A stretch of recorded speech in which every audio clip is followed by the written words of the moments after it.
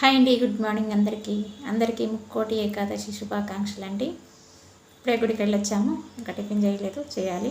ముక్కోటి ఏకాదశి సందర్భంగా గుడికైతే వెళ్ళామండి. వెంకటేశ్వర స్వామి టెంపుల్కి అయితే వెళ్తే అక్కడ ఒక 1 కిలోమీటర్ వరకు క్యూ లైన్ అయితే ఉంది. ఇంకా అక్కడి నుంచి మా వల్ల కాదులే అనుకుని ఇక్కడ రామాలయంకి అయితే వచ్చాము.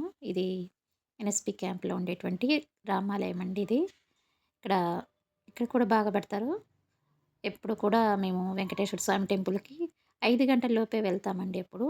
అప్పుడు మంచిగా దర్శనం అయ్యేది. కానీ ఈరోజైతే 1 కిలోమీటర్ ఉందండి క్యూ లైను. ఇంకా మా వల్ల కాదని వెనక్కొచ్చేసి ఇక్కడ ఈ టెంపుల్‌కైతే వచ్చాము. ఇక్కడ కూడా చాలా క్యూ లైనే ఉంది.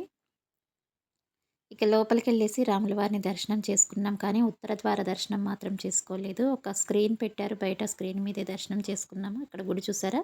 చాలా పెద్ద గుడండి. చాలా ప్రశాంతంగా ఉంటుంది. ఇక్కడ ఒకవైపు గరుత్మంతుడు, ఒకవైపేమో ఆంజనేయ స్వామిని ప్రతిష్ఠించారు. ఇది గుడి లోపల. ఇక్కడ బయటైతే జమ్మి చెట్టు, అన్ని రకాల చెట్లయితే ఉన్నాయండి. చాలా బావుంటుంది టెంపులు.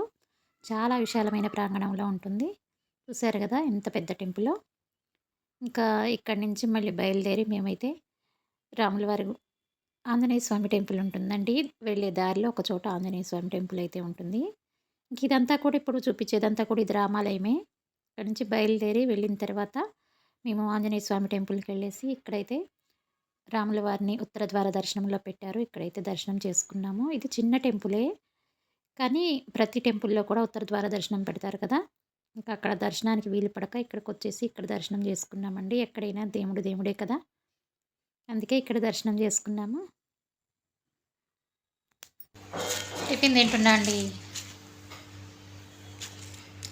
బయట తెచ్చుకొని తింటున్నా. మీరందరూ తిన్నారా? నాకు కామెంట్ చేయండి. అలాగే మన ఛానల్ని కొత్తగా చూస్తున్న వాళ్ళైతే సబ్స్క్రైబ్ చేసుకోండి. ఓకేనా? బై.